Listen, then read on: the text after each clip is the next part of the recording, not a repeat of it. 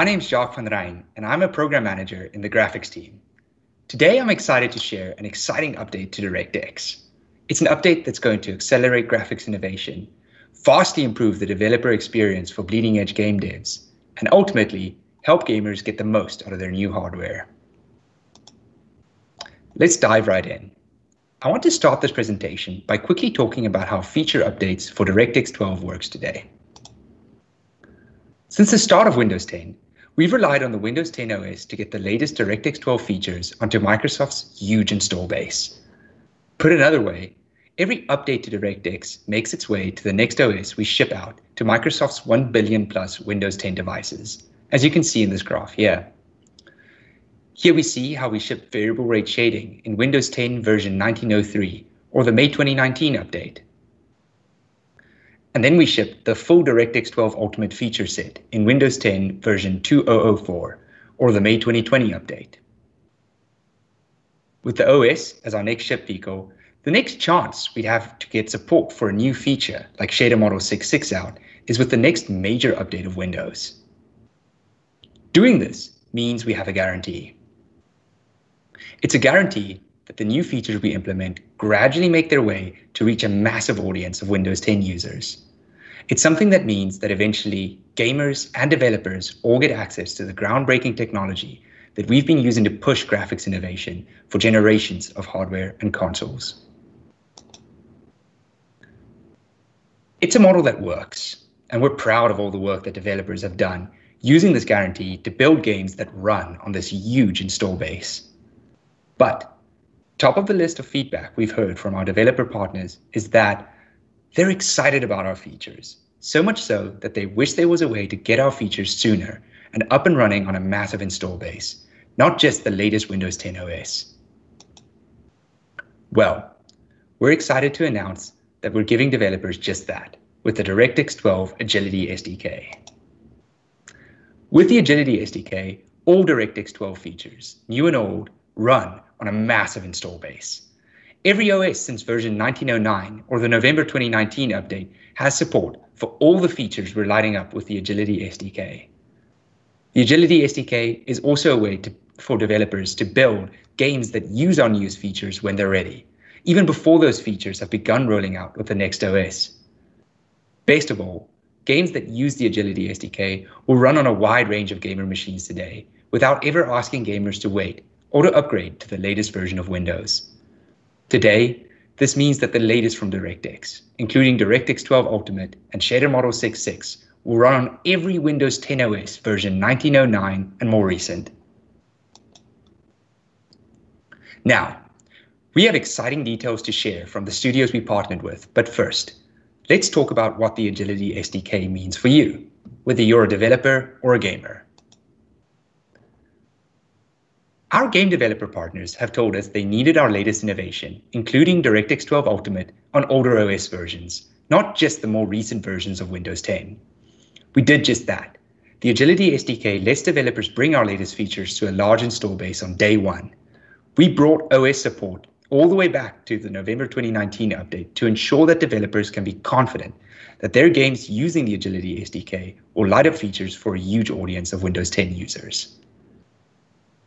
We also built the Agility SDK model from the ground up to be easy to integrate into existing game engines. Later on in this presentation, I'm going to go over just how straightforward this is. With the Agility SDK model, the DirectX team has a way to get fixes and tweaks out way faster than ever before. When we fix something, we'll simply issue a new SDK with the fix, instead of asking devs to use workarounds while they're waiting for a fix to make its way to the OS, through Windows updates or through the next major version of Windows. The same goes for tweaks and adjustments to our features. Now it's easier than ever to get our latest changes into the hands of developers. For bleeding edge features, developers no longer have to grab the newest Windows Insider program build, and instead just grab the newest Agility SDK. Finally, the choice to use the Agility SDK is purely optional.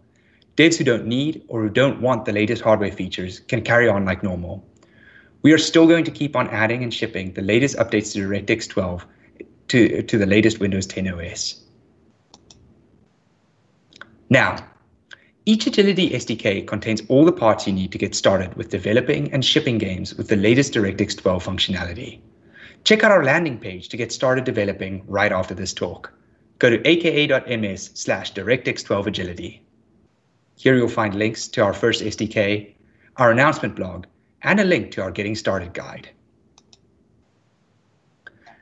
Our first Agility SDK contains support for the full DirectX 12 Ultimate feature set.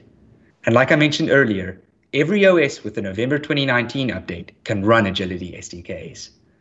This means that the full DirectX 12 Ultimate feature set can now run on an even larger install base than ever before.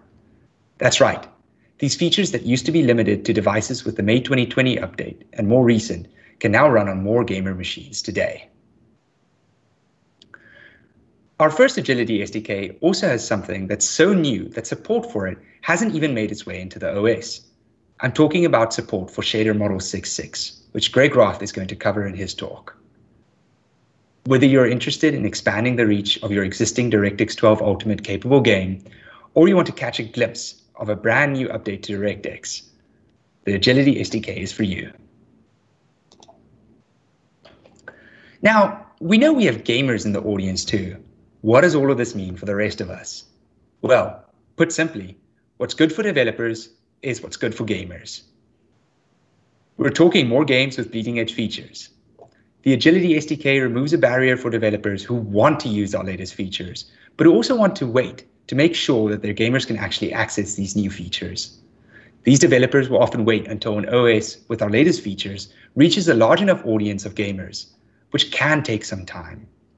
With the Agility SDK, there's no longer such a waiting period. Put another way, your new hardware's capabilities become real faster. When you buy brand new hardware, you can feel good about upcoming games making the most of the cutting-edge features on your new device. I'd like to chat about the work we've been doing with our partners in the games industry leading up to today's announcement. We've been working with Epic Games and other studios on the Agility SDK, and we've been incorporating their feedback to make sure that our first Agility SDK is ready for you to bring to your game today. This is just a sample of the feedback we've gotten so far, and I want to make sure that we have time for Q&A at the end of this presentation, so check out our announcement blog to see what our partners have to say about the Agility SDK. A bit later in this presentation, I'm going to show you how you can get started as well, and how to give us the same kind of feedback that has shaped this project from the start. Before I dive into how to use the Agility SDK, I want to talk about how the Agility SDK model works from an OS perspective. The DirectX 12 runtime, D312.dll, lives in System 32. The simplest explanation is that games that use DirectX 12 use the functions in this DLL. Now, we had a constraint when we designed the Agility SDK model. With any change we wanted to make to the OS, we needed to make sure that games that use D312.dll carry on working as normal, while still giving developers who want newer functionality the option to do just that. So we took this DLL and we split it into two. Now D312.dll is just a thin loader that most of the time will just load in D312core.dll, which now contains the bulk of what used to be the old DirectX 12 runtime. Here's a little diagram of how this works most of the time. This is the default behavior for games that don't adopt the Agility SDK, or most games. Nothing strange here. It's almost as if the change I just mentioned earlier never happened. And this is by design, because we needed to make sure that the default experience for gamers and developers remains the same as before our change. Now, I said this is how it works most of the time, because our loader can now also load a new D312 core, one that a developer using the Agility SDK will include with their game to light up the latest D312 functionality. In this case, if I'm a developer who's built a game with the Agility SDK, I'll include a copy of the D312 core that was in the Agility SDK that I used. I'm going to talk about this a bit more later in this presentation. When a newer D312core.dll gets included with a game install, meaning one that's newer than what's in the OS, our loader will load this newer D312 core. And that's pretty much all there is to it from an OS perspective. I'm about to get into how to get started, but before I do, one key point. Some of you might be wondering, wait a second, if I'm a dev who's built a game using the Agility SDK today, what happens when the next OS ships? Well, we in graphics are going to keep on shipping updates to DirectX, which means that newer OSs will have newer D312 cores. When an OS has a more recent D312 core than what a game shipped with, the OS version of D312 core gets loaded instead. This way, we can make sure that the latest, highest quality, and most validated DirectX 12 functionality eventually gets used by all games. It also means that game developers don't have to worry about getting their game using the latest version of DirectX, or about a game's version of D312 core falling out of support. This will happen automatically once later versions of DirectX 12 roll out with later versions of the OS. Before I get into how to get your game to work with the Agility SDK, here's what you need to do to set up your dev machine. We're going to go over this list one by one. Like with many DirectX features, you want to make sure that you have the right OS, drivers, and software before you get started. Double checking you're on the right OS is simple. Just go into About in the Settings menu to check your OS version. As long as you have 1909 or above, you're good. One thing to note here is that the OS change that I just talked about has been made to 1909 and more recent via a Windows update, which has had a fair bit of time to roll out onto these OSs. The number that appended to your OS build number, the revision number, gets incremented with each update or KB patch that your OS gets. As long as the revision number is equal to or greater than 1350 for version 1909, like you can see above, or equal to or greater than 789 for versions 2004 and 20H2, your OS has received this patch with support for the Agility SDK. No worries if you didn't catch this info the first time. You can find this information and more on aka.ms/DirectX12Agility. Next up, we recommend that you use Visual Studio 2019. The free community version works if you don't already have the professional or enterprise editions. You then also need drivers with support for the Agility SDK. The Windows 10 SDK comes with a copy of the DirectX shader compiler, but if you're using shader model 6.6, you'll also want to go to aka.ms/HOSL to get the latest shader compiler. Finally, we also recommend that you go and grab Pix, which today has native Agility SDK support. Go to aka.ms/Pix on Windows. We'll have all of these links and more on our Getting Started guide. Go to aka.ms/DirectX12Agility. Okay, so your machine is set up. You're on the right OS version. You've got Visual Studio, drivers, the shader compiler you want to use, and Pix. What's next? It's really straightforward to grab and install the Agility SDK of your choice. And I've got a little demo that shows how to do this inside of Visual Studio 2019. In your Solution Explorer, right-click on your project and go to Manage NuGet Packages. Here I'm using a local folder as the package source, but you can also grab our Agility SDKs online from nuget.org. I'm also using a preview SDK in this demo. Anyway, select the Agility SDK of your choice and hit install. There's some small changes you need to make that I'll explain in a bit, but once you've made them, you're ready to build.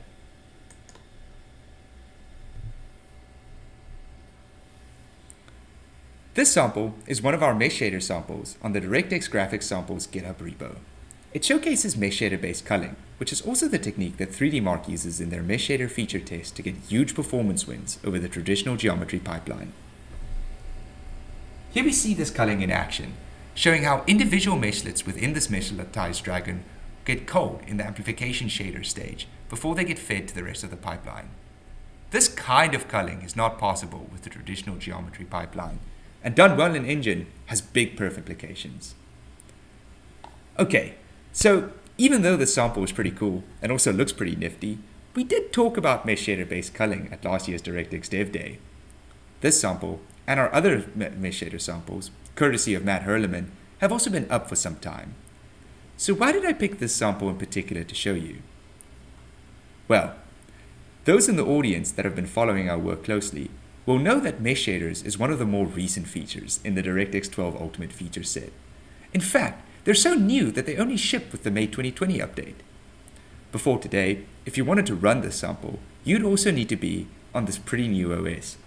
But check this out.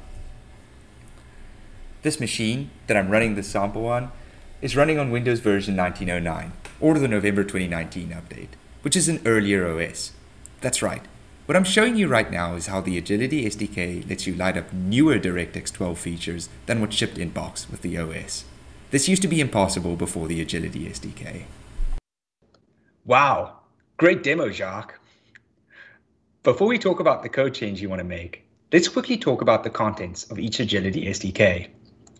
Each SDK contains the D312 core that a developer will include app local with their app, as well as the components needed for devs to build against the included D312 core.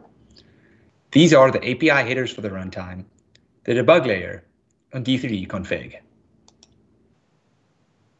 Earlier, I talked about requesting a newer D312 core than what's in the OS, i.e. the D312 cores that we're shipping in each SDK. So games set the needed parameters by exporting constant data via well-known symbols, which is what our loader needs to make its decision about whether to load an app's local copy of D312 core or to load the D312 core inside of System32. If you're a developer using the Agility SDK, you might export these constants via a module definition or a .def file. If you've done that, you'll also want to declare D312 SDK version and D312 SDK path in code, like how this developer is doing it right here. Now, I'm about to go over some notes about these two, but before I do, I'd like to note that if you don't want to use a modular definition file, you can also use the declspec keyword. We'll call out both methods in our Getting Started guide. For our first Agility SDK, D312 SDK version will be equal to 4.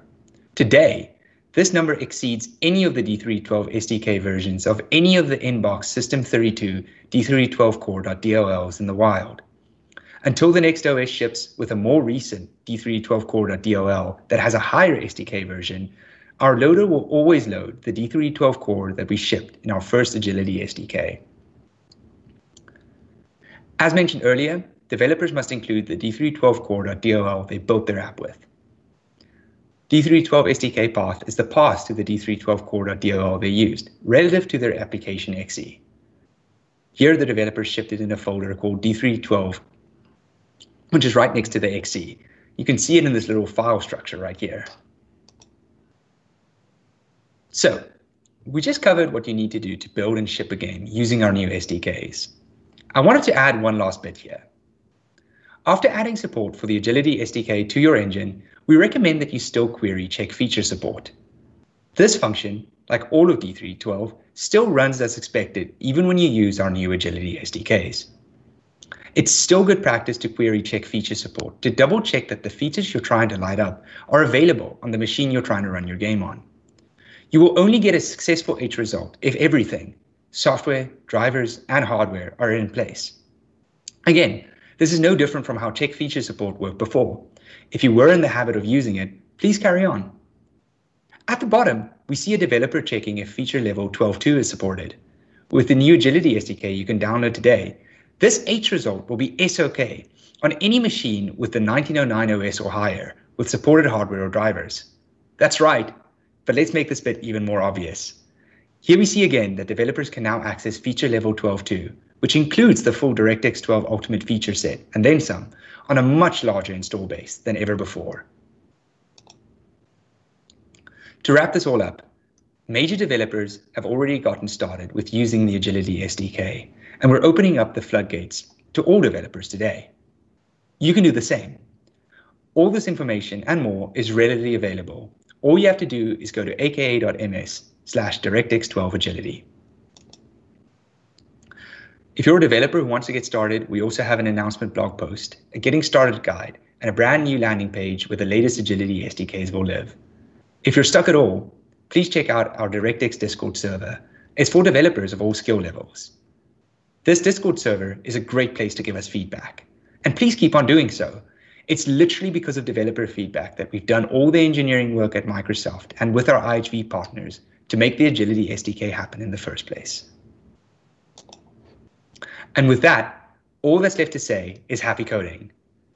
Before I hand this off to Q&A, I'd like to give a huge shout out to Randy, Seb Mary, Kev G, Sean Hargraves, and James Bartlett for all their dedicated work and guidance that made today's announcement possible. Thank you.